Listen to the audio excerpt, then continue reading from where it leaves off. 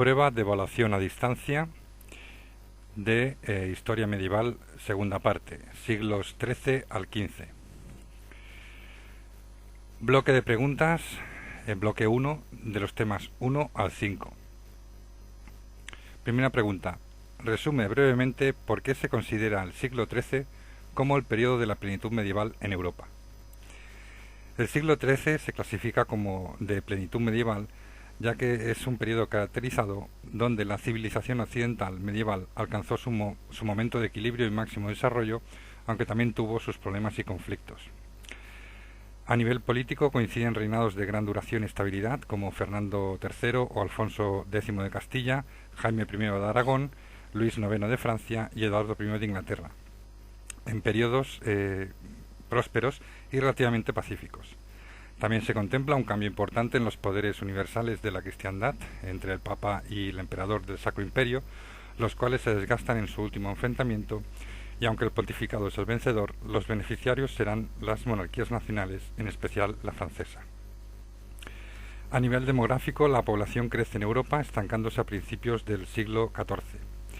A nivel económico, la economía se expande, el mundo rural prospera y el hambre retrocede por el avance técnico en los útiles, y la artesanía crece sobre todo en el sector textil, y se progresa en la acuñación de monedas de plata, aunque en Occidente se acuñan en oro.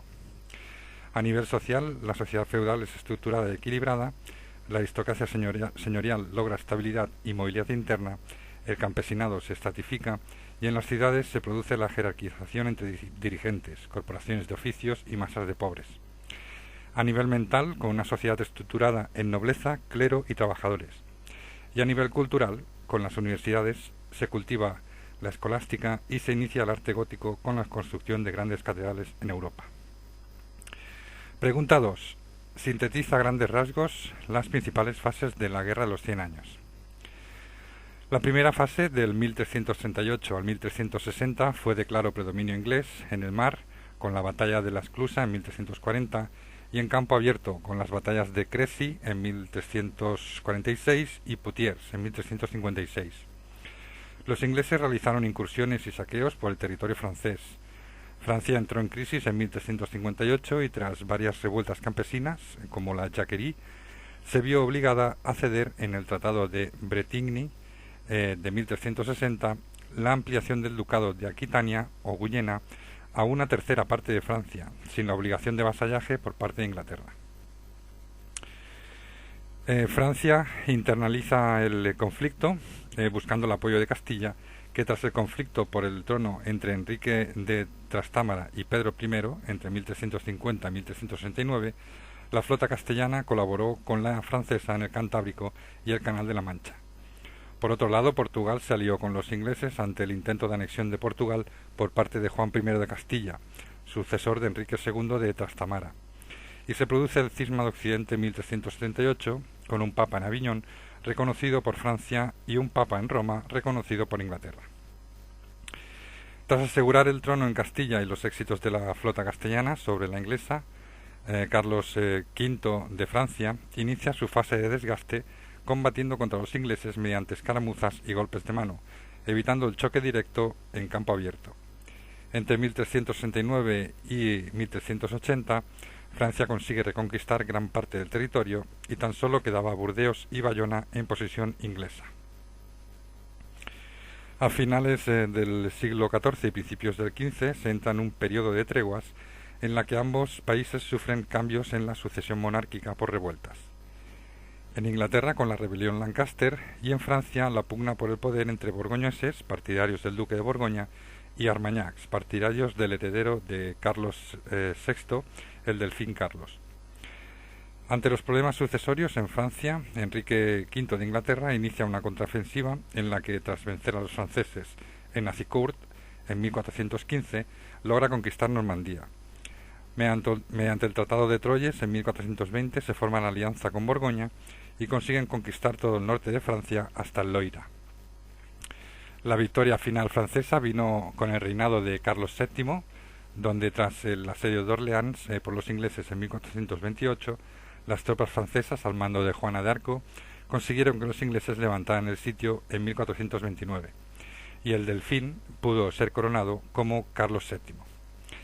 En 1435, con el Tratado de Arras, se consiguió que Borgoña rompiera su alianza con Inglaterra y se reconquistó Francia hasta que tan solo quedó en posesión inglesa la ciudad de Calais. Bloque 2, de los temas 6 al 10. Pregunta 1.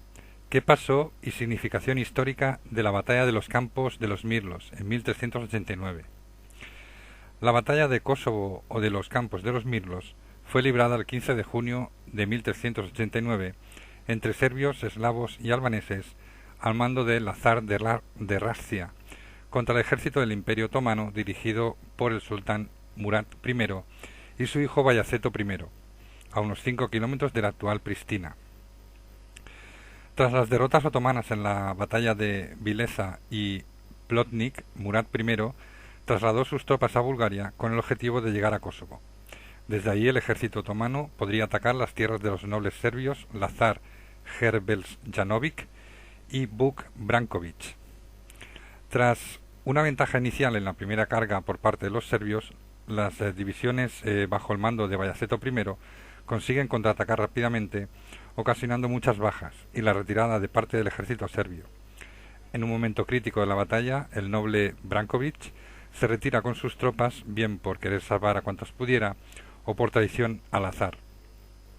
Versión controvertida aún y aún en debate. Lo cierto es que el ejército serbio fue derrotado y Lazar capturado y degollado en el campo de batalla. La batalla de Kosovo llegó a ser vista como un símbolo de patriotismo serbio y el deseo de independencia con el auge del nacionalismo bajo el dominio otomano, pero Serbia fue convertida en estado vasallo de los turcos con el deber de pagar tributo y suministrar soldados a los otomanos. Algunos nobles serbios accedieron a casar a sus hijas con mandatarios turcos, incluida la hija del príncipe Lazar, que se casó con el propio Bayaceto I. El hijo y heredero de Lazar, Stefan Lazarevich, se convirtió en un fiel aliado de Bayaceto I, aportando fuerzas para muchos de los futuros enfrentamientos militares turcos. En compensación, Stefan recibió del sultán las posesiones de Vuk Branković en Kosovo hasta que Serbia fue conquistada definitivamente por los otomanos en 1459. Segunda pregunta. ¿Fue el siglo XIII el fin de las cruzadas? Razónelo. Se puede afirmar que a finales del siglo XIII se dieron por terminadas las cruzadas oficiales a Tierra Santa, pero no cesaron las cruzadas contra herejes o las llamadas cruzadas de los niños o pastorcillos, que nunca llegaron a pisar Tierra Santa y sus objetivos eran mayoritariamente contra judíos. Tras las campañas de Luis IX, también llamado San Luis, hacia Túnez y Egipto, en la séptima cruzada del 1248 al 54 y en la octava cruzada en 1270, no solo se consiguió mantener el dominio de sus ciudades, sino que se facilitó el establecimiento del gobierno mameluco en Egipto, terminando en 1270 con la muerte del propio rey. Mientras los territorios cruzados se mantuvieron en Siria, los mamelucos pactaron con órdenes militares, señores y príncipes de la zona para repartirse las rentas y territorios, siempre con tendencias a la apropiación de recursos por parte de los mamelucos. Esto convirtió a los cruzados en prácticamente vasallos hasta que al-Ashraf Khalil tomaba Acre en 1291, marcando la desaparición de los estados latinos de Oriente, excepto los reinos de Armenia y Chipre. Bloque 3, de los temas 11 al 15. Primera pregunta. Explique brevemente en qué consistió el conciliarismo y su disputa con la monarquía pontificia. El conciliarismo supuso la tendencia de la utilización de los concilios como medio de solución a graves problemas de la Iglesia. Nació así la teoría conciliar, con gran aceptación en el ámbito universitario, ya que se pensaba que el concilio podía ser un contrapeso al autoritarismo del papado.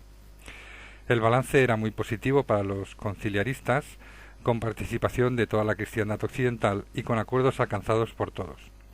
Con ello se deducía que el poder de la Iglesia residía en el concilio, siendo el Papa el máximo representante, pero no el dueño absoluto del poder.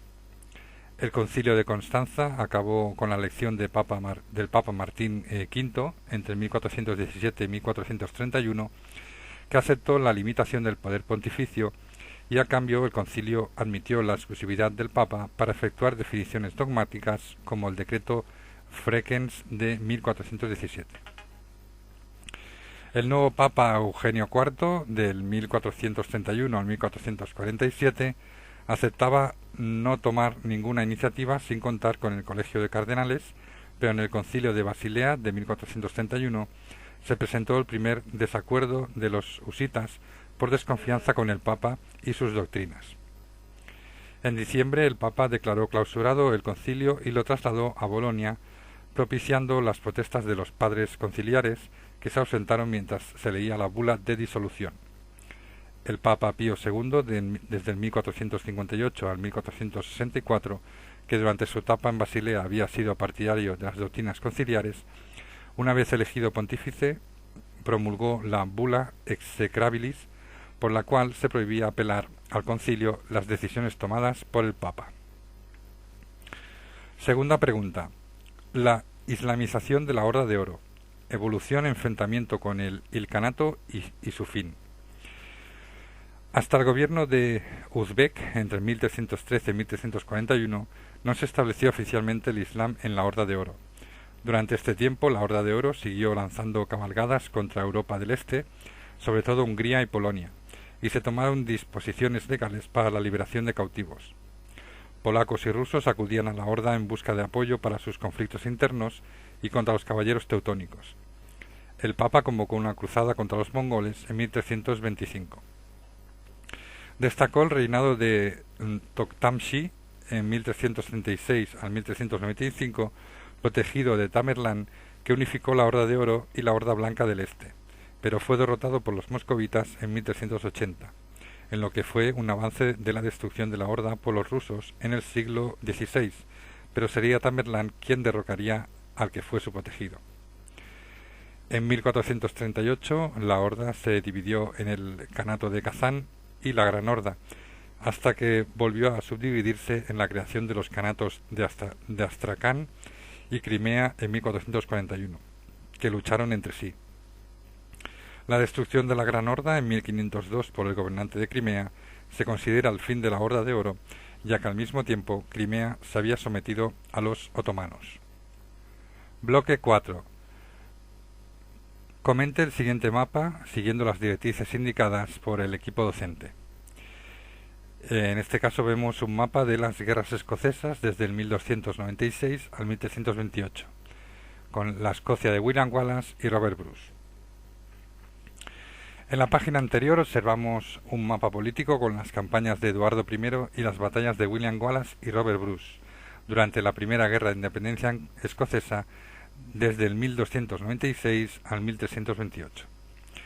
Antecedentes. La gran causa. La relación entre Inglaterra y Escocia del 1280 al 1290 fue relativamente armoniosa y tranquila. A diferencia de Gales, en 1278 Alejandro III de Escocia presentó vasallaje a Eduardo I, pero solo por sus propiedades en Inglaterra.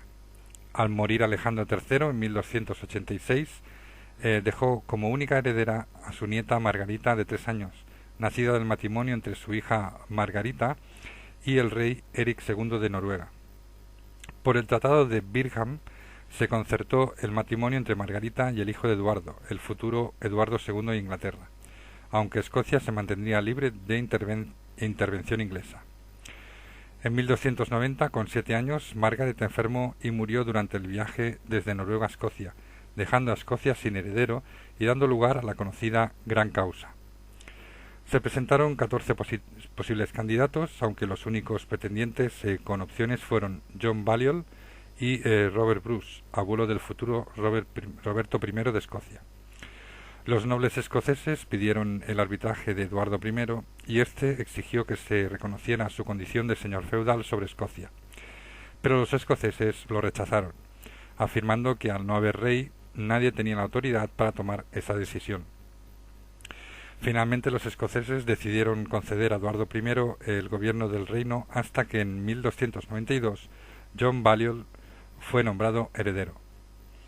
Eduardo I siguió intentando imponer su autoridad en Escocia, pero la gota que colmó el vaso fue la petición de Eduardo I a los escoceses de ayuda militar contra Francia. Los escoceses firmaron con Francia una alianza y lanzaron un fallido ataque sobre Carlisle. Eduardo I procedió acto seguido a invadir Escocia en 1296, ocupando Berwick tras un sangriento ataque. Poco después, ingleses y escoceses midieron sus fuerzas en Dunbar, reflejado en el mapa al este de Edimburgo, donde los escoceses cosecharon una dolorosa derrota que prácticamente aniquiló toda resistencia. El monarca inglés depuso a Balliol y lo envió a la Torre de Londres, tras lo que dejó el país en manos inglesas. Campañas. Tras el levantamiento popular de los escoceses, liderados por el héroe nacional William Wallace, se inició la campaña de Eduardo I, que recorrió casi toda la costa este escocesa. Pero en 1297, en el puente de Stirling, los ingleses fueron derrotados por los escoceses de William Wallace, lo que supuso un gran contratiempo para el rey inglés. Entre 1290 y 1315, los ingleses invaden la isla de Man y la costa noreste de Irlanda, mientras que los escoceses entre 1296 y 98 llegan a Durham e incluso llegan a asediar York, al norte de Inglaterra. En 1298 se produce en Falkirk la primera derrota de William Wallace frente a los ingleses, aunque seguirá su lucha como guerrillero. En 1303, Eduardo I inicia una segunda campaña enfrentándose a los escoceses en Roslin y efectuando una ruta similar a la anterior campaña. Un año después, en 1304, William Wallace es capturado y ejecutado por los ingleses, pensando que su muerte serviría de ejemplo y escarmiento, pero de hecho creó el efecto contrario y la lucha de los escoceses continuó de manos de Robert Bruce como nuevo guardián de Escocia. A partir de entonces se produjeron batallas en Darley y Medben en 1306, en Slioch, Loudon Hill y Gentro en 1307, en Bara Hill y Pass of Brander en 1308, además de la toma de castillos por parte de Robert Bruce en Inverness e Inverlochy en 1307, en Elgin, Forfar, Aberdeen y Duntersnaff en 1308, en Dumbarton en 1309, en Banff 1310, en Dundee 1312 y en Perth, Ar y Dumfries en 1313. Pero tras la toma del castillo de Stirling se libró la batalla decisiva para la independencia de Escocia en los campos de Bannockburn en 1314, en la cual los ingleses fueron derrotados. Acto seguido, Robert Bruce libera los castillos de Edimburgo y Roxburgh en el mismo año. Tras la muerte de Eduardo I en 1307, su hijo y sucesor Eduardo II se mostraba débil e incapaz de controlar la situación con Escocia. Esto fue aprovechado por Robert Bruce para tomar el castillo de Berwick en 1318 y posteriormente superar la frontera hasta ocupar el castillo de Durham al norte de Inglaterra. Se libraron batallas en el condado norte de Inglaterra, en Yorkshire, en Merton 1319, Baylan en 1322 y Stanhope Park 1327. Esta grave situación para Inglaterra provocó que Eduardo II fuera destronado y asesinado, siendo sustituido por Eduardo III, que no tuvo más remedio que reconocer la independencia de Escocia y a su nuevo rey Robert Bruce como Roberto I de Escocia, mediante el Tratado de Edimburgo-Northampton, firmado el 1 de mayo de 1328. Aunque Escocia preservó su independencia, sufrió un segundo periodo de guerras entre 1334 al 1384 con la ocupación inglesa de la región de los Borders escoceses. Pero la alianza de Escocia con Francia y la inmersión de Inglaterra en la Guerra de los 100 años complicaron la ejecución del proyecto de invasión de Escocia por parte de Eduardo III. Al final de todas estas campañas, Escocia se mantuvo independiente hasta que por intereses político-económicos se unificó al Gran Reino Unido en 1707. Comentario. La Guerra de Escocia por su independencia es un ejemplo de una característica recurrente de los poderes monárquicos fuertes que ejercen su injerencia a países vecinos en momentos de debilidad dinástica, ofreciéndoles el servicio de vasallaje. En este caso, Escocia no aceptó tal ofrecimiento, ya que no desistía de la posibilidad de encontrar un heredero al trono escocés. Un ejemplo parecido, aunque de estructura republicana, fue el alzamiento popular de los cantones en Suiza contra los Habsburgo, que desde su victoria en 1315 les llevó a la independencia, aunque no fuera reconocida un siglo más tarde. La independencia en Suiza perduró hasta nuestros días, mientras que la dinastía de los Estuardo de Escocia, originada por Robert Bruce, llegó a un momento delicado con Ana I de Estuardo, que aunque se convirtió en la primera reina de Gran Bretaña e Irlanda en 1702, murió sin descendencia, siendo sucedida por un pariente lejano, Jorge I de los Hanover. Escocia se integró en el Gran Reino Unido en 1707, manteniendo, eso sí, plena autonomía y la condición de Estado integrado en un conjunto de estados bajo la corona inglesa.